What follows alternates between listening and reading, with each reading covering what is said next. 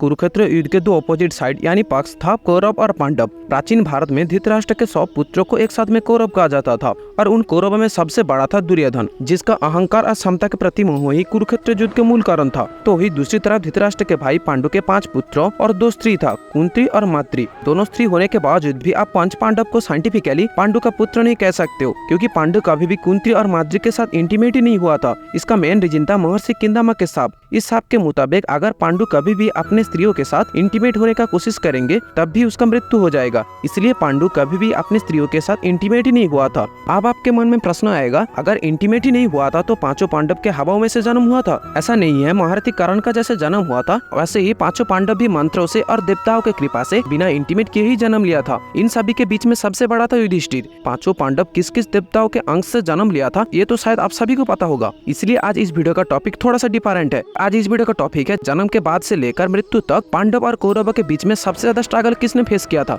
कौरव या पांडव, बताएंगे दोस्तों। उससे पहले अगर आप इस चैनल पर नए हो और ऐसे ही बहुत सारे कंटेंट में अपना रुचि रखते हो तो झटक से बिना सोचे ही सब्सक्राइब बटन को फोड़ दो और साथ में बेल आइकन को भी। धृतराष्ट्र और पांडु के बीच में धृतराष्ट्र बड़े होने के बावजूद भी पांडु को तब उस टाइम में हस्तिनापुर का सम्राट बनाया गया था। अलग से इसका कोई कारण नहीं था। इसका मेन और वाइटल जो कारण था वो था धृतराष्ट्र का अंधत्व। एक अंधा कैसे इतने बड़े साम्राज्य को नेतृत्व देगा, इस बात से ही पीड़ित होकर धृतराष्ट्र के छोटे भाई पांडु को उस टाइम में सम्राट बनाया गया था। लेकिन भाग्यों को शायद ये बात मंजूर नहीं था। इसलिए पांडु के अनफॉर्चुनेट डेथ के बाद कोई भी उत्तरसूरी न होने के कारण फिर से धृतराष्ट्र को हस्तिनापुर का सम्राट बनाया गया। लेकिन वही पांडु के मृत्यु के पहले 5 पांडव का जन्म हो गया था और दूसरी तरफ धृतराष्ट्र के 100 पुत्रों का भी। पांडु के मृत्यु के बाद जब सारे क्षमता धृतराष्ट्र के पास आया तब धीरे धीरे से धृतराष्ट्र के 100 पुत्रों अपना रंग दिखाने लगे और हर एक तरीके से पांडु के 5 पुत्रों को तंग करने लगे। गुरु द्रोणाचार्य के गुरुकुल में शिक्षा ग्रहण करने के समय भी दुर्योधन भीम के अतुलित बल को देखकर उसको डुबा के मारने का छल करने में भी संकुचित बोध नहीं किया था। वो तो अलग बात है, भीम नागराज के आशीर्वाद के कारण बच गया था, लेकिन ये भी एक छल ही था।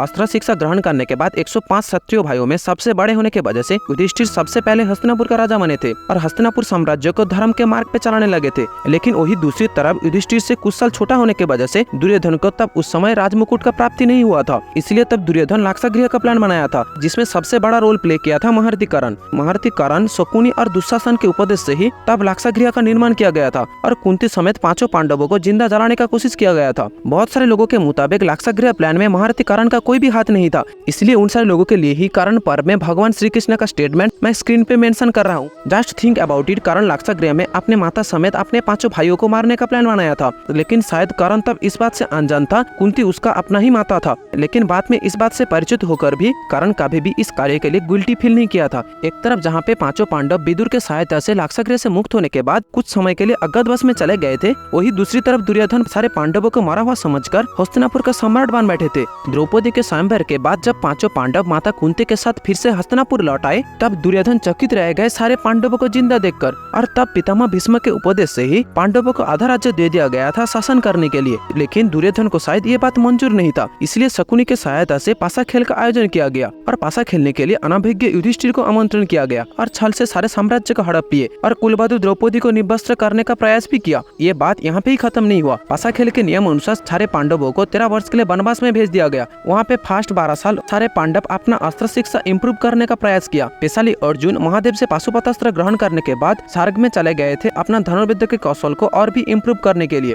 13 साल में से लास्ट साल था अज्ञातवास। जिस अज्ञातवास को भंग करने के लिए दुर्योधन सोच समझकर ही विराट राज्य पे हमला किया और वहाँ पे अर्जुन के साथ सारे कुरु महारथी का मुठभेड़ हुआ और तब अर्जुन वहाँ पे युद्ध में सबको पराजित किया।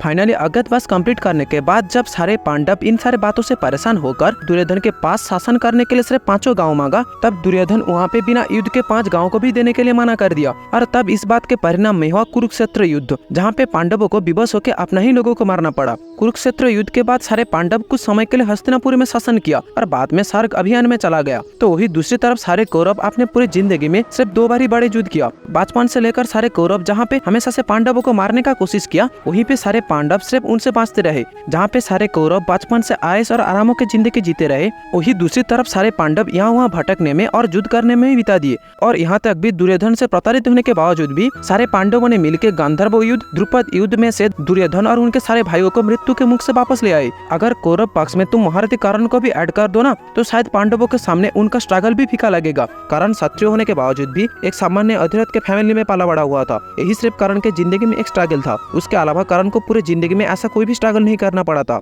अगर करण को सूद कहना और पहले रंगभूमि में उसको पार्टिसिपेट ना करने देना यही उसका स्ट्रगल है, तो भाई मैं आप सभी से सिर्फ यही बात कहना चाहूंगा, मोह से बाहर आओ। रंगभूमि के बाद तो करण अंगराज के रूप में अपना सारा जिंदगी बिता दिए, तो वही दूसरी तरफ युधिष्ठिर जो असली में हस्तिनापुर साम्राज्य का हकदार था, वही अपने पूरी जिंदगी वन में या तो युद्ध करने में बिता दिए। मानो या ना मानो यही कड़वा सच है। ये तो गया पांडव और कौरव के बीच में कौन सा साइड सबसे ज्यादा स्ट्रगल किया था उसके बारे में मेरा ओपिनियन, लेकिन आपकी ओपिनियन को भी मैं फुल्ली रेस्पेक्ट करता हूँ। अगर आप चाहे तो आपका ओपिनियन भी कमेंट सेक्शन के जरिए मुझ तक पहुँचा सकते हो। जय हिंद दोस्तों।